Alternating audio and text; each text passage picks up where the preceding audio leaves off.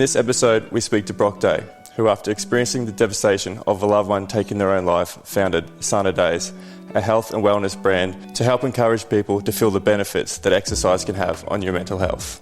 Brock Day, welcome to the podcast. Thanks for having me. Excited to be here. Yeah, thanks for coming on. I've done a fair bit of self-reflection over the last 2 years, and in particular the last 12 months. And I've realised that, especially with my life, there were a lot of moments that changed my life forever, for depending how you look at it, good or for bad. It definitely changed my life. And 10 years ago this year, you graduated from uni, decided to move to London, start your next big adventure, and then you got a phone call from your mum back home. Can you take me back to that moment? Yeah, so, as you said, finished university. That was always my plan after uni, to head to London on a 2-year working visa. Finally saved up enough money, moved overseas, and it was probably, I think, about a month into me being there. I still remember the morning. I think it was after the second State of Origin, so the day before it was a big day drinking and a big night, and then I remember just kind of waking up to a few missed calls, and especially from my best mate Ben, who was living over there at the time. And I ended up picking up one of his calls, and he just said, "Yeah, you just got to call your mum." And I kind of knew straight away like something bad was up. So I was like, "Yeah, too easy." And then I called mum straight away, and just the tone of her voice, and she was obviously pretty emotional. She just said, "Dad's done something stupid." And straight away I think I was just in a bit of shock.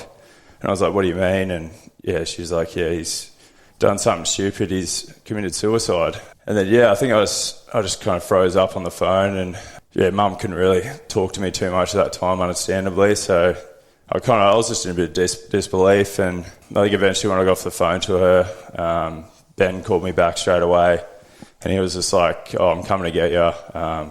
I've sorted out the flights. All I need you to do is just pack your bags." So then I kind of just got my stuff ready.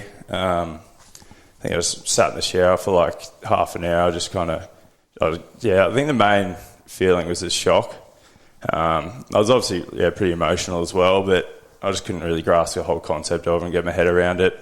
So I think in that point of time, my main focus was just getting home, just getting back to the family. And then I think a couple of hours later, Ben rocked up, had the bags packed, and then pretty much just went straight to the airport.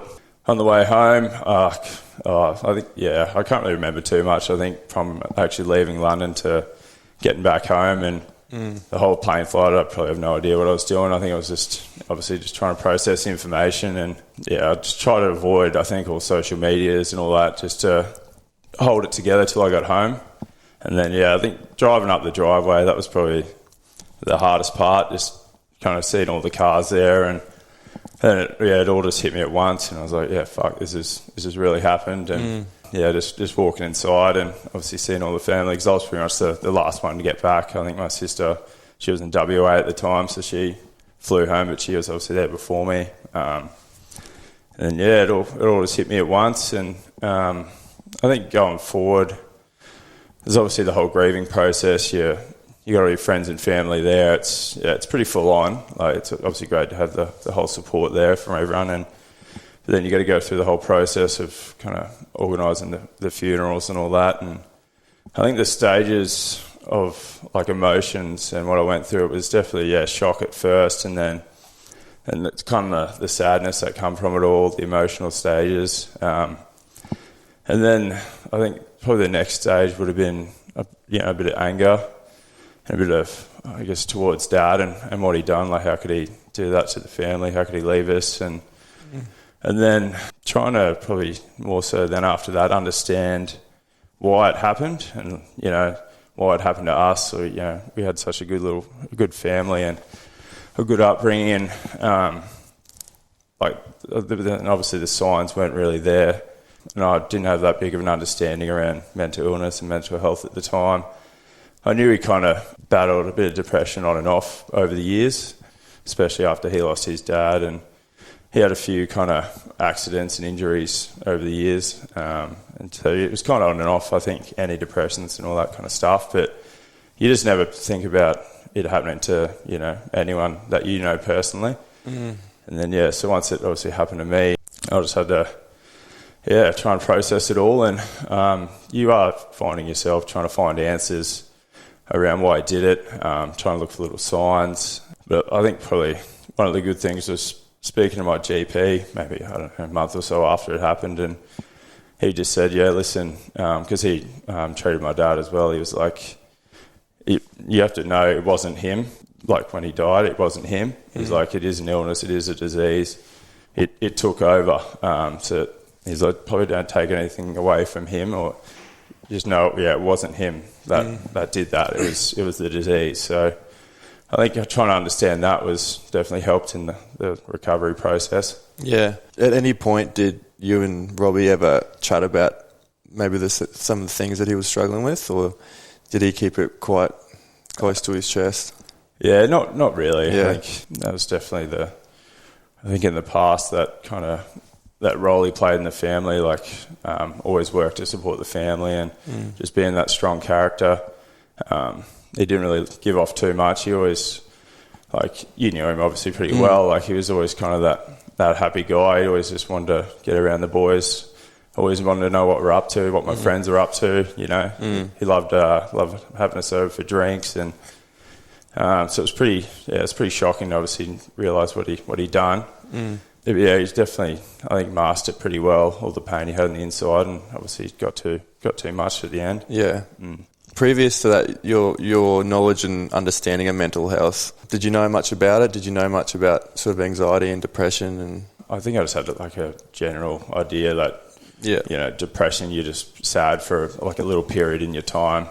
Yeah. And that, you go on antidepressants or something and it makes you feel better, and then you kind of keep going on. But I never really learnt too much about, I guess, depression, and it leading to suicide and all the anxiety and all that kind of stuff as well. So it was definitely a big eye-opener for me in that sense. I remember when you came back, and I remember sort of you went straight into working at your family's supermarket that you had. And I just felt like you, on the outside, you sort of, I don't know if you grieved or you sort of just put the whole family on your back, and you sort of had to do whatever you could to make sure mum's okay, make sure the family's okay. Did you feel like you had to do that? Did you feel a bit of pressure to do that? I didn't necessarily feel pressure to do it. I think it was just something I knew I had to do, especially because my sister was living in WA, and I'm the middle child, so I had a younger brother as well. So I was I was just like next in line, and I've already worked at the deli before, and I knew how the business ran. So it was just kind of that, I guess, initial, I have to do this. I have to try and, I guess, put on a brave face, and hopefully, I guess the other family members can get a bit of strength from me doing that as well. Yeah. But in the same time, like my mum had to do it as well. Like, she was in the deli, so I got a lot of strength from her fronting up as well. But in saying that, it was fucking, those first couple of months it was really hard. Like, I'd kind of just go to work, and then, like, I remember just straight away, like, because a lot of the customers, it was just a local supermarket, so we had a lot of regular customers. So, like, every second customer would just ask, where's Robbie? Yeah, I remember being in there, and because he was so loved by the community and he was so popular as well, that I remember being in there sometimes, and people were constantly asking where Robbie was, and you guys are trying to be polite about it too. Yeah. But, like you said, every second customer you got to explain. Yeah, exactly. And what's happened? Yeah, and at the start it was really hard to explain like what happened. So just some of the people would come in and just be like, I heard he took his own life, and like I think a lot of customers didn't know I was his son as well. Oh, right. So yeah, that definitely that was really hard trying to explain it. Yeah. And I think at the start there was obviously a lot of shame around it as well. Like it was hard to tell everyone that he took his own life, because then I didn't want it to look bad on his behalf as well, and like the person he was, because it wasn't him. Did you fall into any dark days yourself during that time? There was definitely some dark times. I specifically remember like at the deli, just sometimes we'd have like a big cold room, a big fridge, and I just had to like go out there, and I remember just like sitting on a crate or something and just crying for like 10 minutes or something, just trying to, I guess, relieve a bit of the emotions that are built up from just talking to customers and stuff like that. Yeah. So I was definitely just trying to put on a brave face, I think, for the first couple of months, and just trying to get through it, just for mum's sake and my brother's sake, I think, at the same time. What is the relationship like with your mum now, and how has it changed since? It's obviously changed a lot. Yeah. Just dealing with it afterwards, like that was probably the hardest part. Like whether it was just like me home alone and I'd kind of just hear mum like just crying in the bedroom or something like that. Like you just feel so much pain, and you just feel it's so bad for mum as well, because she's trying to run the business and then still got us kids as well. So she's just trying to be strong for everyone, and then I'll just obviously hear a breakdown every now and then, and kind of just break my heart. Yeah. But going forward, like it's the strongest person I know. So I think she is. I've pretty much just taken like a lot of strength from her, and she kind of pushes me to keep going and staying strong. Yeah. But at the same time, like, as the years kind of passed, you kind of, I guess, get past that like initial grieving, and it's always hard straight away just trying to bring up memories, because it's going to bring up a lot of emotions and stuff like that. But now it's kind of nice bringing up memories in a way, because they're always nice memories, and we kind of just like have a chat every now and then, and she'll be like, Dad would love this, or like we get around for Christmas and have a few beers and stuff, and I know people would make passing comments saying, Robbie would really get a kick out of this. Yeah, exactly. He would really love it, and everyone sort of thinks about all those times that we were together and all the good memories that we did have. Yeah.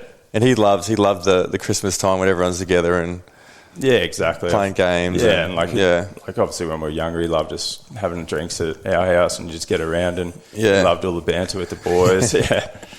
You'll love that side of it. So drinking games, card games, all that kind of thing. Yeah. So it's actually nice now, like talking back on it and just bringing up those good memories, and so that's pretty much what we have now moving forward. Yeah. So, in your opinion, why is there still, I guess, do you think there's still a stigma around mental health, around suicide? I mean, there's always room for improvement, but do you think there's still a stigma, especially with men? Yeah, there's definitely still a stigma around it. Like obviously the suicide statistics are still pretty high, and you're hearing a lot more of like high profile kind of suicides and stuff a lot more. Like I guess like Paul Green from the Cowboys was a big one. Yeah. It's definitely, you're hearing about it a lot more, but there is a lot more like awareness around it now. A lot more charities doing a lot more, and then I think there's a lot more like younger people as well that are speaking up from their experiences. So I guess that's why I'm obviously speaking from my experience to hopefully relate to someone else that might be going through something that I'm going through. Yeah. And then they can draw a bit of strength and be like, there is a bit of light at the end of the tunnel. Yeah. Like what this guy's gone through, and he's kind of come out the other side and he can speak openly about it. So hopefully, give a bit of strength to those that need it. Yeah, and you mentioned earlier that you went and saw a GP just to talk about a few things. Did any sort of that counselling or therapy helped? And did you guys have a family? Did you guys see a therapist as a family, or was it sort of individual? It was kind of just individual. Like I just saw my local GP on the sunny coast. Then he just brought up a few things, but I've only probably recently in the last year or so actually seen a proper therapist. Looking at it now, I probably could have benefited a lot more from it like back then, because I definitely probably just put my emotions and stuff aside a little bit just to put on that brave face and try and get through those first couple of years with still having the shop and all that. I kind of wanted to just get through all that before I dealt with that. And then I guess just getting into like relationships and all that, you kind of talk about it with your partners a lot more. So I kind of felt like I didn't really need to see a therapist at that point in time. Yeah. Because I never really dealt with anything too dark myself. But looking back on it now, I think I would have really benefited just to talk to a therapist and earlier on. Kind of understand a lot of, I guess, the emotions I went through, especially straight after. And because I definitely should have, those early stages, because I remember when it happened, was back on the coast, I saw you, and then I ended up moving to New Zealand, and I don't think I've ever been through something where I had to grieve like that. and I didn't know how to. Yeah. And I remember I thought I sort of was around you guys for a good couple of months before I went to New Zealand, and I thought that was sort of the grieving period. And I remember like getting to New Zealand and then being away from everyone, and just my head just wasn't on the job at all. I was in New Zealand trying to play footy, but my head was back home. And I just thought like time would pass, and I never actually gave it a proper think about how much it had affected all the friends. Yeah. Because that's probably the closest person that I've ever had pass away. Has it not so much surprised you, but how much the ripple effect it had on the friends, on the community? I remember being at the funeral. I've never been at a funeral where there was people lined up outside to get in. Yeah. You know, it was packed. The amount of people that came in the community that came to the funeral just showed how much of an impact Robbie left. Yeah, and that's obviously a credit to Dad and the type of guy he was. He was just a real big community man. He obviously played like rugby growing up on the sunny coast, and I think he was involved in like the surf clubs and always coaching, and he's just kind of that guy. He was always welcoming and pretty outgoing, and just loved to chat to everyone. So it was pretty overwhelming being at the funeral and just seeing how many people actually were there and showed their support. What I really love about our friendship group is how much we all rallied behind each other, and how much we rallied behind you. And it wasn't just, we've got this sort of feeling that if one of us is hurting, then we're all in this. We're all hurting together. And how much has that played a role in your life? Not just in that situation, but sort of throughout your life of having a strong friendship group. Yeah, that was probably another big thing that was overwhelming, and also really heartwarming when I got back. Like, it wasn't just my real close group of mates, like you and Ben and Jesse and those guys. It was kind of like the friend group as well, because I think I was getting visitors for kind of friends I haven't seen in years, and messages, and it was really humbling just to know how many people were supporting me along that journey. And obviously moving forward as well, on the anniversary every year, I always just get a lot of messages, and a lot of mates always just bring up memories and stuff like that. So it was really humbling just to know how many people obviously care about me and Dad at the same time. Yeah, and I don't normally like to single out people, but I do want to take this time to mention two of our good mates that I know that have had a huge impact on you throughout your life. And the first one is Jesse, who's one of a kind. I don't think there's anyone else quite like Jesse. No, very passionate and straight talking, and if you're a dickhead, he'll tell you you're a dickhead. Yeah. Every time I'm around him, we always have a laugh and good fun, and he's always got some funny stories. And the other one is Benny, probably one of the most loyal friends, so generous with his time, and someone that you know that is always going to have you back.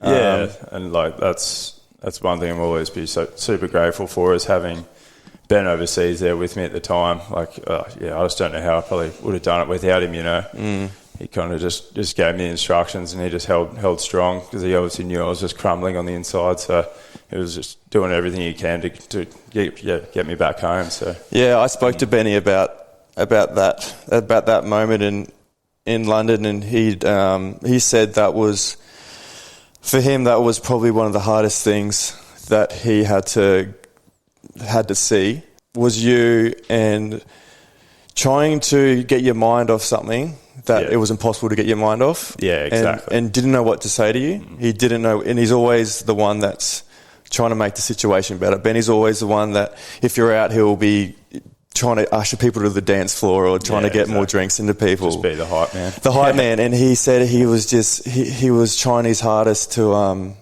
get your mind off it, but he knew that it was impossible. And he said it was just the hardest thing to see you go through that. I know that I don't think you would want anyone else with you in that situation than Benny. Exactly, I think, it was probably, it worked out in the best case in that sense, having him over there with me at the time of it happening, and just having his support. Like, as you said, like, we probably, spoke a couple of words to each other on the plane or whatever. But just having him hit like there, and I think he just said, just if you need to talk, you need anything, like, I'm right here kind of thing. So just having that there, definitely helped me get home and get back to the family.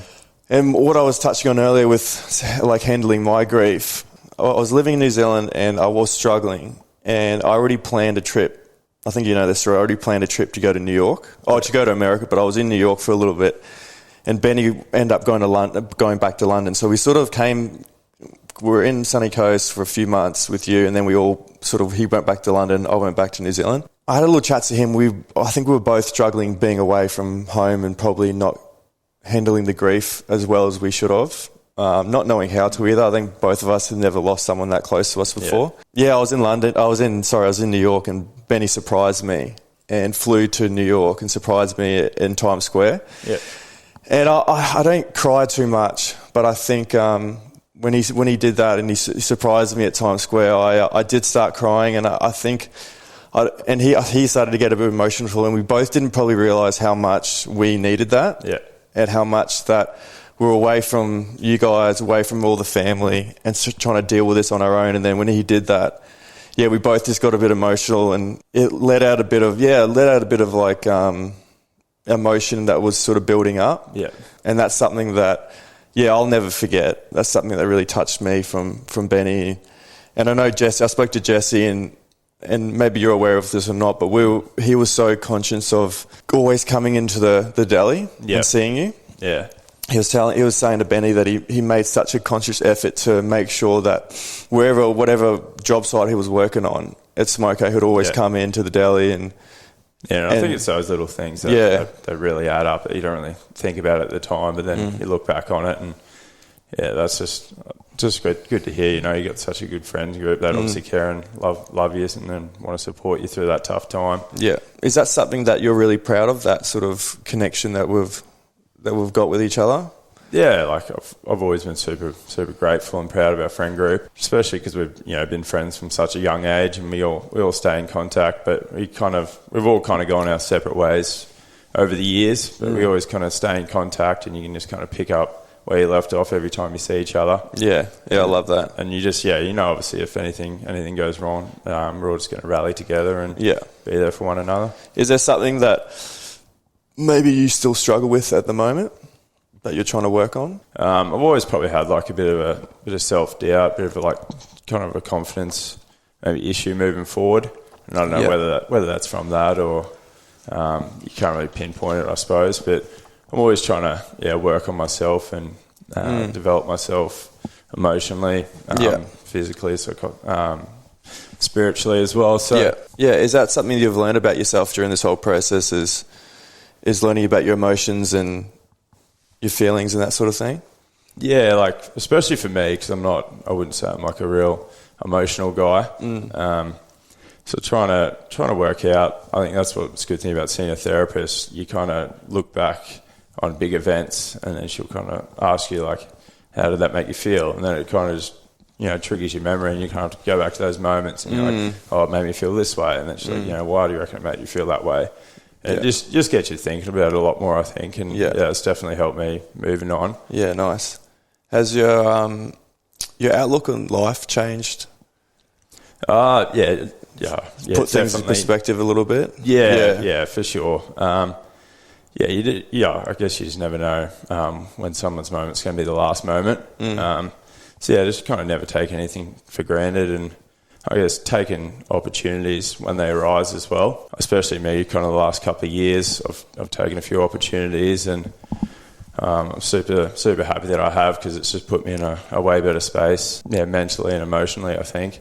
I guess your non-negotiables, your pillars to living a healthy and full life, what would they be? So for me personally, I've got a few. Exercise is a big one, sleep, nutrition, and then we got connection, gratitude, and purpose. So I can probably touch on, I guess, all those little pillars.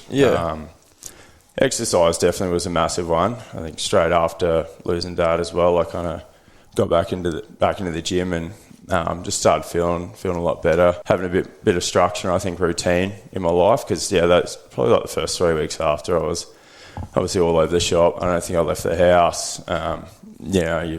Just eating whatever. You're just trying to get through. So I think just getting back into the gym, just taking that small step, just gave me a little bit of structure around my life. And then I guess like since then I've kind of just developed all these other little tools for me personally that help with my mental health. Sleep was probably a big one. Like when I was younger, I'd always stay up late and wake up late. So my kind of whole life cycle's changed a little bit since then. I go to bed earlier, wake up earlier. I love having a good morning routine just to set up my day. Then nutrition, like I suppose if you eat fast food, you don't feel too good afterwards. So I have a big focus on nutrition now. So just try and eat foods that make me feel good and that are good for me as well, especially around training. That helps me. Connection, a lot. Yeah, as I said, having a good friend group around you, that's super important. And I do a lot more. I guess go to a lot more community groups now. So whether it's like running clubs or little exercise groups, just meeting new people, I think, and just broadening that friend circle. I just love like meeting new people and kind of hearing their stories. Yeah. And then the gratitude. Just those little simple kind of little exercises you can do every day, just say like 3 things you're grateful for, or in the morning just waking up and just, saying today's going to be a good day, and just stopping to appreciate, I think, the little things throughout the day that make you feel good.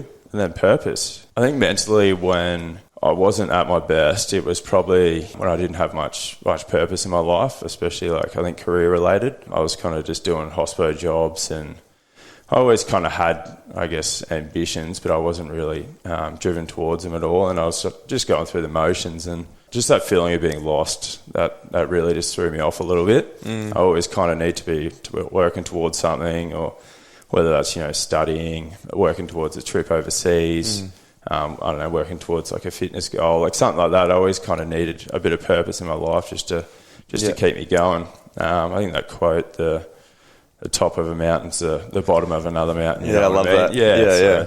And I think that really resonates with me. Like, you do something and you kind of, you achieve it, and then you're like, all right, on to the next. What's next? Yeah. Otherwise, I kind of get caught in that limbo period and get a bit lost. Yeah, I love that. What's your understanding of mental health now? I know you've done a fair bit of education and you're a mental health first aider. So yeah, I guess since Dad's passing, that really just triggered my interest in it, and probably not more so understanding why he did it, because I don't think anyone will ever really know what kind of headspace he was in, and his thoughts around it all. So, but it was more just, moving forward. I think it, just being in the media a lot around mental health, hearing about friends that are going through stuff, little brother, he goes through a little bit of stuff as well. So I think I was just like, I just need to learn a bit more about it and try and equip myself with some tools that if anyone is kind of struggling around me, I can try and help out. So I only recently did a mental health first aid course, but that was really helpful, especially in trying to bring up the tough conversations with people if they are having those suicide tendencies, and how to try and navigate them towards help. Yeah. And some key things, I think you touched on it, your pillars for living a healthy life. Are they some key things that we all can take out of that and improve our own mental health when it comes to, I guess, nutrition and having a purpose? And I know gratitude is a big one. That's something that I practice from my journey, is being grateful for just the little things that you sometimes overlook. Yeah, because we definitely get caught up in the rat race sometimes, and I think you're always just trying to plan ahead. What's the next thing? But you don't really just take a step back and just get in that present moment and like kind of look around and what you've got and what you've achieved, and just really appreciate and I think be proud of yourself. Yeah, and you touched on your passion and your purpose. Would that be your new, I guess, well, not new, but is it Sana Days, your new brand? Yeah, so going into Sana Days, that was probably, I think it was 3 years ago, or just, about 3 years ago I started Sana Days. So it took a little while to really find that purpose and passion. We did with Ben actually and my younger brother, we did a team triathlon and raised money for Beyond Blue up at Noosa. I think that was just a light bulb moment. I think we raised over $5,000, which was great. And then just the whole experience, doing it with close friends. And I think I just felt really good after the event. And I kind of just went home and just thought about it. And I was like, what if I can, I guess, recreate this feeling and try and give that to other people as well. So I never really had a real big game plan for Sana Days. It kind of all just kind of started piecing together as the time went on. So I just kind of thought of the name, got a bit of a plan, got some logos and stuff done up by my sister, and then we did another triathlon with some mates. I think it was Mooloolaba, like a sprint triathlon, and a few of us wore the Sana branding and the suits and that. And then from then I kind of just started piecing together the connection between exercise and mental health. Fast forward till now, I've kind of done a lot of events over the couple of years. There was no real specific channel I wanted to go down. It was just trying to get people moving and feeling good. We did a lot of boot camps and Pilates. But at the moment, we're got the run clubs. And looking to do a lot more around the community in terms of like gym workouts and stuff. At the back end of last year, we got it registered as an actual charity. Awesome. So that's a big step in the right direction for the company Sana. When I started, I never really thought of it as becoming a charity, but as time went on, I was pretty much just operating as a not-for-profit, and it kind of just made sense taking that next logical step. And I know there's a lot of mental health charities out there promoting awareness, and they have their kind of educational programs through schools and workplaces and all that kind of stuff. So I kind of want to be a little bit different, try and have a bit more of a niche in that market and do something a bit more proactive, and that's where the promoting physical activity came in. Because it was something over the years, especially after losing Dad, that just helped provide that structure, and it actually just made me feel good, and it definitely kept me on track, I think, mentally. And then all the other aspects of your life pretty much improve, I reckon, from physical activity. Usually that sleep, and then nutrition, and then you got that purpose behind your training if you're training towards something. So it kind of spirals on to every other aspect of your life as well. And what advice would you give to people that have experienced something similar, have maybe been in a similar situation to yours? It's pretty hard at the time to see light at the end of the tunnel, especially losing someone of so much importance. Like, to me, it wasn't just a dad. It was a best friend, a mentor, someone I always looked up to my whole life. And for them to leave that way, that was probably the hardest part to process. Obviously, you don't get to say goodbye. It's just, the click of a fingers. Your whole life changes forever. But I think just going through, obviously, the grieving process and just allowing yourself time to grieve. And then you're definitely speaking with someone probably outside of your friendship and family circle, maybe someone with a bit more experience in that area of mental health. I think they can definitely help out and give you some pointers moving forward. And just time, the pain's never going to go away. It's there with me every day. I think about it every day, but time definitely does help. I think just having that support network as well, and being able to lean on them whenever you are feeling down, and just making sure, I think you're reaching out to your friends, and try not to isolate yourself too much as well, because you can get into that little bubble, and just you don't want to see anyone. You just kind of want to be on your lonesome. But I think it was probably about 3 weeks. I think I was just kind of just isolate myself at home, and because I guess you didn't want to go out and face the reality and deal with all those tough questions and conversations, and I guess people kind of feeling sorry for you as well. I think Ben, one morning he just came around and he was like, "Oh, let's just go for a swim," or something real simple, like just get out of the house pretty much. And I think that was probably a big step in the right direction, just taking that initial step to get out of the house and face the world again. Yeah. And I've got a closing tradition on the podcast, and I actually don't ask the last question. I get a family, a loved one, a friend. They come in to ask the question. Oh, yep. So I've got Rebel. Oh, yep. Rebel sent something in. That's my sister. Rebel, Brock's sister. She was wondering if Brock ever thinks about how much genetics plays a role in regards to depression, and the thought that knowing maybe one day it might just take a hold of him later in life. Does that impact the choices he makes in his life? Not so sure of genetics, but definitely sits in the back of my mind. Obviously, Dad, dealing with depression and the suicide and all that. But I think my knowledge around it these days, especially kind of working in that field now, I've kind of just built up over the years what I think's a good toolkit for my mental health, and especially taking that step to see a therapist. I think I've I got a lot of, I guess, warning signs I can look out for now. So I think, if I ever, I guess, dip with my personal experience in mental health, I think I do have that toolkit I can turn on, and I'd pretty much, just probably see a therapist straight away, or just let someone I know, I'm struggling a little bit, and I can work on it from there. And then we've got your mum. Oh, yep.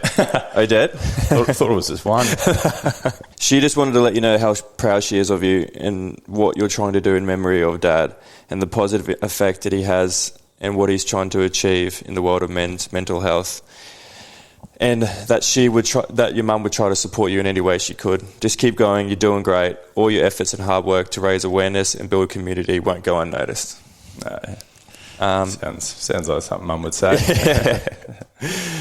And one last thing, your favourite memory of Robbie? Favourite memory? I was pretty fortunate with my upbringing. He was always super supportive of anything we did as kids. Like, he was always helping out with rugby. And then we got motorbikes, and we'd always go out motorbike riding. So I think those are probably the memories I cherish the most, just because, we just go out motorbike riding, and I think I just saw the joy and how happy that made him, and that obviously pushed on to us kids. And I just loved going out there and just kind of disconnecting, and you just sit around the campfire and have a couple of beers, just talk about life. Those kind of memories always are going to stay with me forever, I think. Yeah, love it. Thanks, Brock. Oh, thanks for having me. Thanks for coming on. Oh, no worries, guys. I hope the audience can take a bit from this. Yeah, thank you. Cheers.